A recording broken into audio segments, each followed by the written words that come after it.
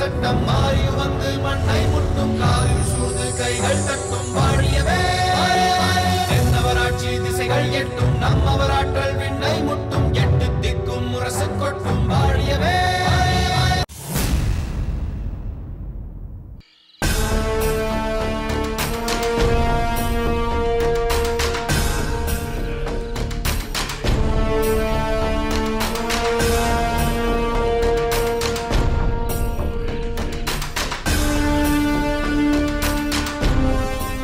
மன்னருக்கு எனது பணிவான வணக்கம்.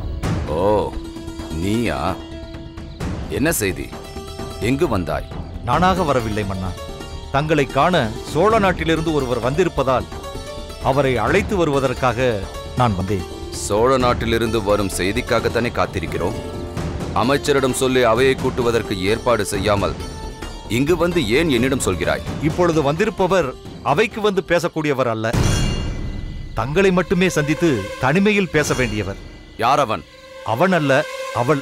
அப்படியானால் மங்கம்மா தேவியார் அனுப்பி வைத்த மாதுரி வந்திருக்கின்றார். ஓ,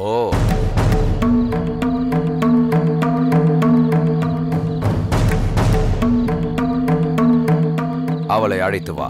உத்தரவு மன்னா.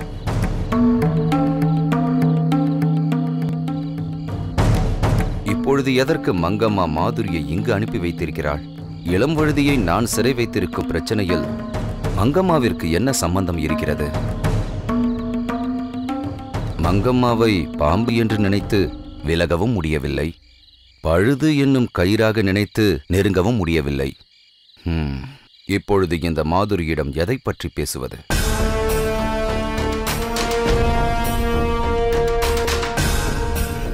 சேர மாமன்னருக்கு பணிவான வணக்கம். வா மாதுரி, நெடு நாட்களுக்கு பிறகு மீண்டும் இங்கு வந்திருக்கிறாய். ஆனால் அப்போதுள்ள நிலைக்கும் இப்போது உள்ள நிலைக்கும் நிறைய வித்தியாசம் இருக்கிறதே மன்னவா. எதை பற்றி சொல்கிறாய்? அப்போது என் தலைவி மங்கம்மா தேவி அவர்கள் சொல்லி அனுப்பிய சில செய்திகளை தங்களிடம் சொல்வதற்காக வந்திருந்தேன். இப்போது தங்களுக்கு விரோதமான சிலர் இங்கு வந்திருக்கிறார்களோ என்று பார்க்க வந்திருக்கிறேன். எந்த விரோதியை தேடிக்கொண்டு இங்கு வந்திருக்கிறாய்? சேர நாட்டிற்கு விரோதமாக நடக்கக்கூடிய சிலர் சோழ நாட்டிலிருந்து வந்து புகுந்திருக்கிறார்களோ என்று மங்கம்மா தேவியார் சந்தேகப்படுகிறார். அப்படி யாராவது இங்கே புதிதாக வந்திருந்தால் அவர்களை கண்டுபிடித்து தங்களிடம் அடையாளம் காட்டும்படி என்னை அனுப்பி இருக்கிறார். நீ சொல்வது சரிதான். புதிதாக இருவர் வந்திருக்கிறார்கள்.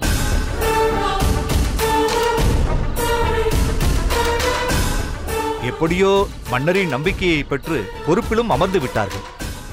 மாறவேள், என்ன இது? என்னுடைய நம்பிக்கையை பெற்றுவிட்டார்கள் என்றால் அவர்கள் அதற்கு தகுதியானவர்கள் அல்ல, என்னை ஏமாற்றி நம்ப வைத்து விட்டார்கள் என்றல்லவா பொருள்? நான் என்ன ஏமாளியா? தகுதியற்றவர்களை பொறுப்பில் நியமித்திருக்கிறேனா? மன்னிக்க வேண்டும் மன்னவா, நான் அந்த அர்த்தத்தில் சொல்லவில்லை. நீ பேசுவதற்கு வேறு என்ன பொருள்? உன் பாதுகாப்பில் இருந்தவர்கள் மரணமடைவதற்கு நீதானே பொறுப்பாளி. அதனால் தான் உன் அதிகாரத்தை நான் குறைத்தேன். நீ செய்திருந்த பாதுகாப்பு ஏற்பாடுகளில் என்ன குறை இருந்தது என்பதை அந்த பெரியவர் எளிதாக கண்டுபிடித்து விட்டார். அதனால் அவருக்கு சில பொறுப்புகளை தந்தேன். அவர் எவ்வளவு விரைவில் அருமையான மாற்றங்களை செய்தார் என்பதை நீயே நேரில் பார்த்தாய் அல்லவா? பிறகு எதற்கு அதை பற்றி குறை பேசுகிறாய்? அதற்கில்லை மன்னவா. எதுவும் பேசாதே. நம்மை விட ஒருவர் சிறந்த முறையில் ஒன்றை செய்தால் அதை கண்டு வியந்து பாராட்ட வேண்டுமே தவிர பொறாமைப்படக்கூடாது. ஆனால் நீயோ அவரை எப்படியாவது விலக்கிவிட்டு மீண்டும் அங்கு வந்து அமர்ந்து கொள்ள பார்க்கிறாய். அப்படித்தானே மன்னவா? நான் அப்படி. அத்தகைய எண்ணம் உனக்கு இருக்குமானால் அதற்கு தகுதியுள்ளவனாக உன்னை மாற்றிக்கொள். அதை விடுத்து நான் பொறுப்பில் நியமித்திருக்கும் ஒருவரை ஒற்றன் என்று சுட்டிக்காட்ட மாதுரியை வேண்டுமானாலும் அழைத்துச் செல். இல்லை இல்லை, நான் எதற்கு அதையெல்லாம் செய்ய போகின்றேன்? நீங்களே விரும்பாத போது நான் எதற்கு மாதுரியை அழைத்து போக வேண்டும்? இந்த அளவிற்காவது நிலைமையை புரிந்து கொண்டாயே? மாதுரி, இங்கு சில காரியங்கள் எனது விருப்பத்திற்கு மாறாக நடந்துவிட்டன. அதனால் நானும் அதற்கேற்ப சில நடவடிக்கைகளை எடுக்க வேண்டிய அவசியம் ஏற்பட்டுவிட்டது. மாமன்னரான தாங்கள் ஒரு விஷயத்தை தீர்மானித்தால் அது சரியாகத்தானே இருக்கும். மங்கம்மாவின் தோழி அல்லவா, அதனால் தான் உடனே புரிந்து கொண்டாய். சரி மாதுரி, மங்கம்மா எப்படி இருக்கிறார்? இளம்வழுதி விஷயத்தில் நீங்கள் என்ன தீர்மானம் எடுக்கப் போகிறீர்கள் என்பதை எதிர்பார்த்து கொண்டு காத்திருக்கிறார். எனக்கும் அதுதான் புரியவில்லை. மருமகன் சிறைப்பட்டிருக்கிறானே, அவனை மீட்க வேண்டும் என்ற எண்ணமே கரிகாலருக்கு இருப்பது போல் தெரியவில்லையே. இளம் வழுதியை விடவா விஜயபூபதி உயர்ந்தவன்? அவருக்கு வேண்டியவன். இளம் வழுதி விஷயமாக விதித்த நிபந்தனையை நிறைவேற்றாமல் நாட்களை கடத்தி கொண்டிருக்கிறாரே. இந்த விஷயத்தில் அவர்களது அபிப்பிராயம் வேறு விதமாக இருக்கிறது மன்னவா. அது என்ன? அதை சொல்வதா வேண்டாமா என தயக்கமாக இருக்கிறது. எதுவா இருந்தாலும் சொல். நான் சொல்வதை கேட்டு நீங்கள் கோபிக்க கூடாது. இதெல்லாம் நான் சொல்வதல்ல, அவர்கள் சொன்னது. அதைத்தான் நான் இங்கு வந்து சொல்கிறேன். பீடிகை போதும், விஷயத்தை சொல். சேர மன்னர் முதுகெலும்பில்லாதவர், எதையும் தன்னிச்சையாக செய்யும் திராணி இல்லாதவர்.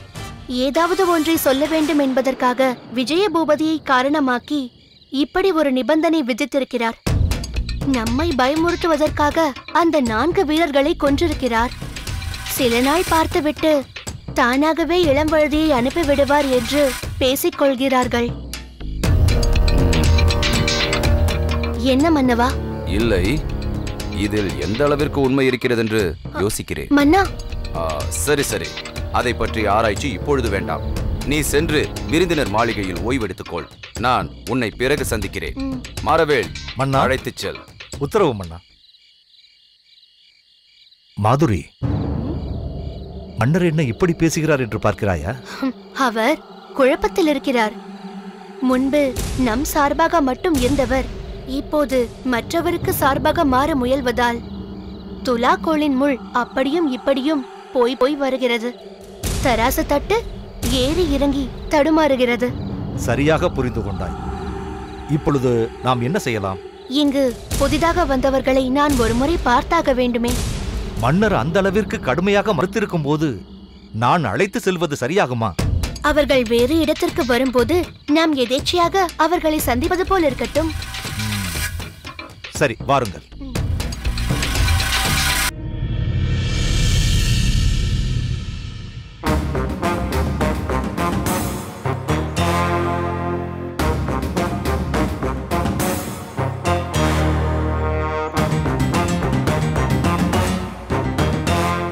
இதோ பாருங்கள், இதுதான் மதுரையம்பதியிலிருந்து நமது படைகள் புறப்பட்டு செல்லும் பாதை. இந்த இடம் வரை நமக்கு எந்த பிரச்சனையும் இருக்காது.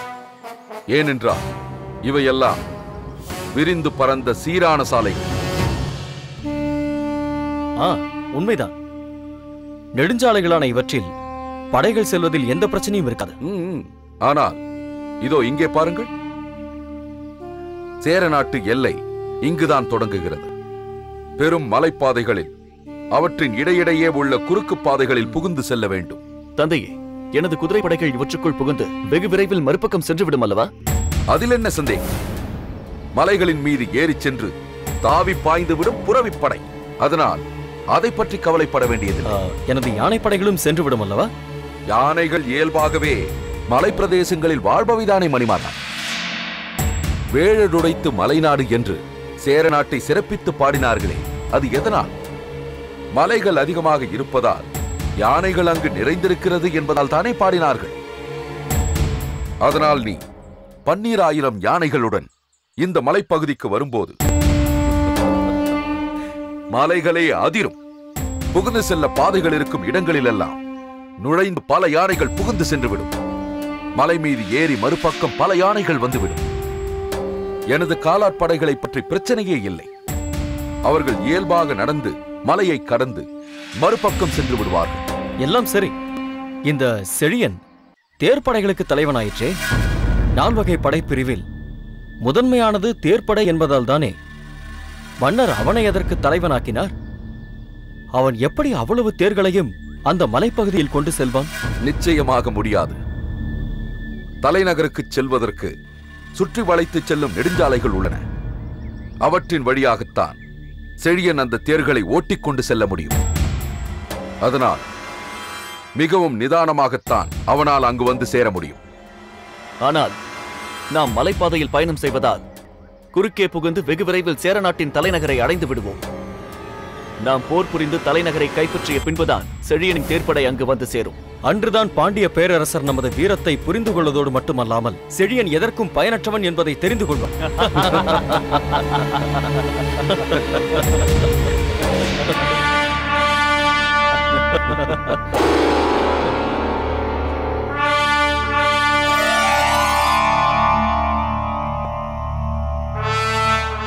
வாருங்கள். வணங்குகிறேன் மன்னவா. வணங்குகிறேன் மன்னவா. ஓ, என் அக்கையாரின் கணவரை கண்டு பேச வந்த இடத்தில் மணிமாறனும் மகேந்திரனும் இருப்பது எனக்கு மகிழ்ச்சி அளிக்கிறது. மகேந்திரன் என் மகன். மணிமாறன் தன் தங்கையை இவனுக்கு மணமுடித்து தரப்போகும் மைத்துனன். அதனால் இருவரும் இணைந்திருப்பதும் என்னுடனேயே இருப்பதும் இயல்புதானே? அப்படித்தான் இருக்க வேண்டும். அதுதான் பொருத்தம். நான் இங்கு நெருங்கி வந்தபோது மூவரும் வாய்விட்டு பலமாக சிரித்துக் கொண்டிருந்தீர்களே, அது என்னவென்று தெரிந்தால் நானும் சிரித்து மகிழ்வேன். அது ஒன்றுமில்லை மன்னவா. மைத்துனன் என்ற முறையில் மகேந்திரனும் மணிமாறனும் ஒருவரையொருவர் கேலி செய்து விளையாடிக் கொண்டிருந்தார்கள். அதில் நானும் கலந்து கொண்டேன், அவ்வளவுதான். ஓ,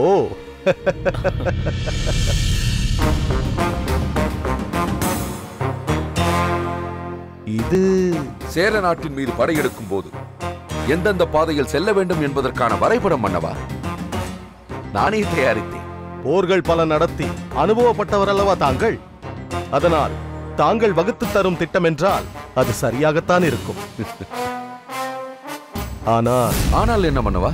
சேரன் மீது படையெடுப்பது நடக்கத்தான் போகிறது.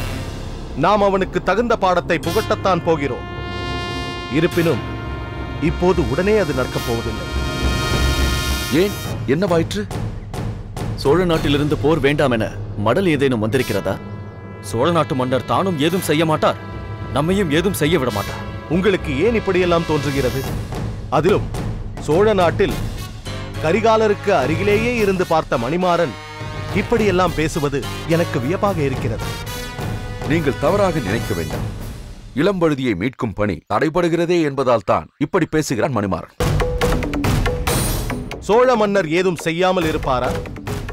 மிகுந்த எச்சரிக்கையோடு சேரனுக்கே தெரியாமல் இளம்பழுதியை மீட்டுக் கொண்டு வர ஏற்பாடுகள் செய்திருக்கிறார்.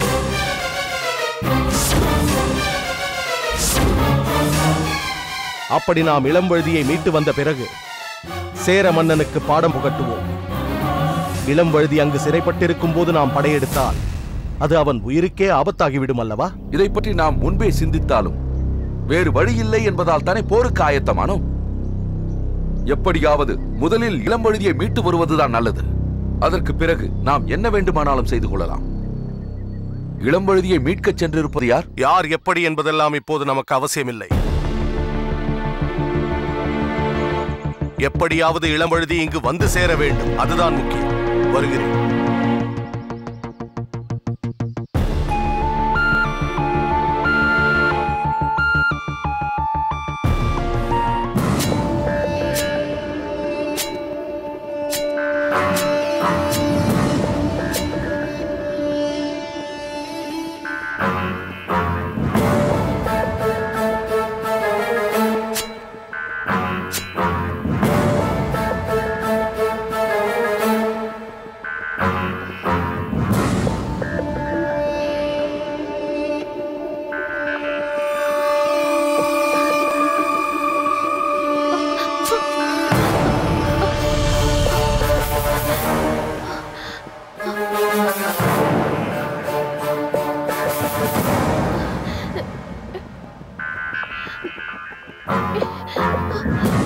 நெல்.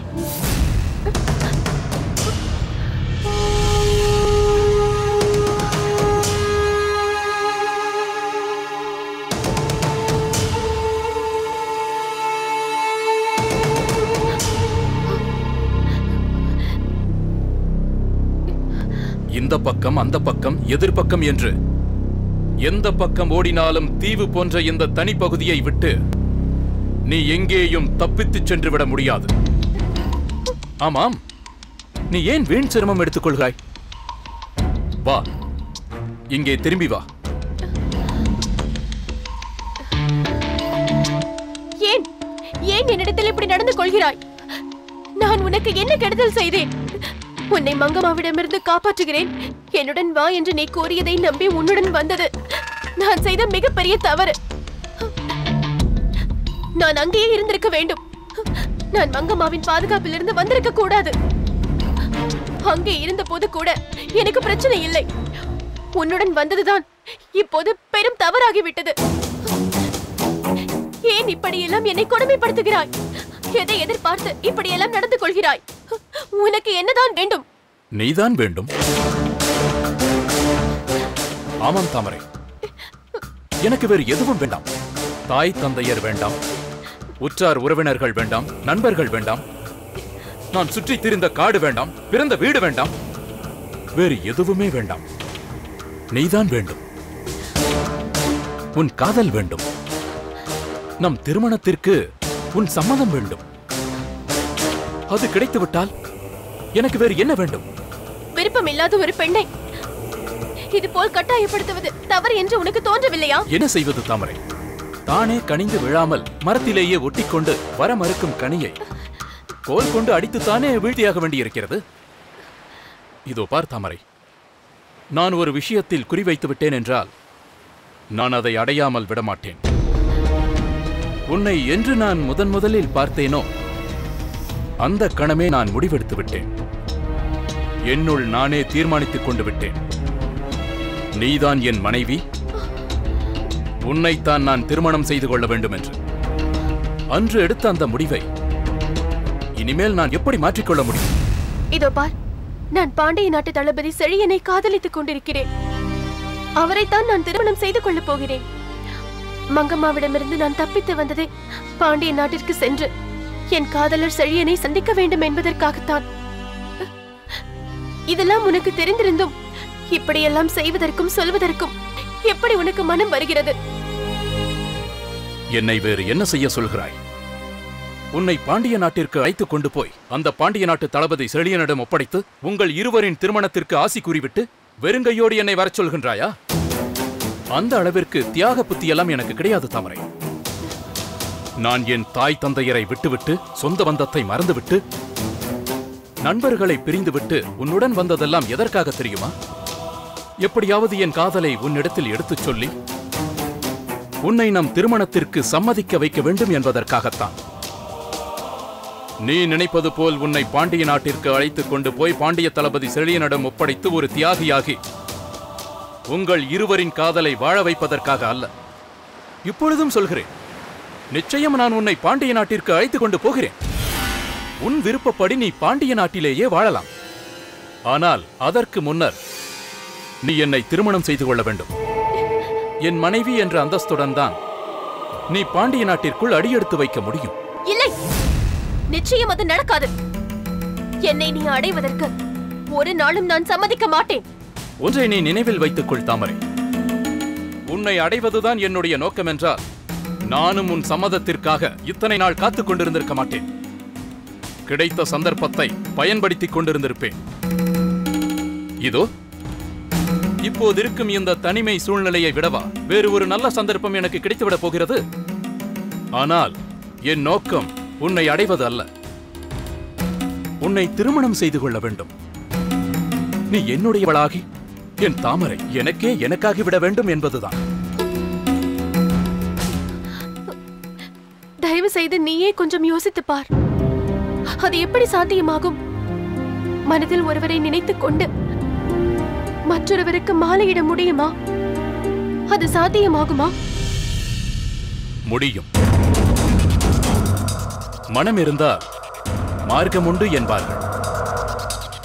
மனதில் ஒருவரை நினைத்துக் கொண்டிருந்தால் தானே மற்றவருக்கு மாலையிடுவது கடினம். மனதில் இருப்பவனை மறந்துவிட்டால் அதன் பின்னர் மற்றவருக்கு மாலையிடுவது சுலபமாகிவிடுமே. நீ என்ன சொல்லுகின்றாய்? அந்த செழியனை மறந்துவிடு.